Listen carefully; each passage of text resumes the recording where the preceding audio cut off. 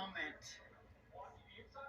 There's a little contact by the 62 of Christopher into Eckes, and it shot Christian up. Did you think Connor might have been? That just looked like a racing deal. It's happened a little bit prior to that, but so often at Loudon, Michael, we see that, right? Somebody goes down to the flat, you'll see trucks and almost getting all the way down by the grass at times. And watch the 41 as the 62 bumps into the 16. And then the 16 turns up into the 41. It's just a racing deal there.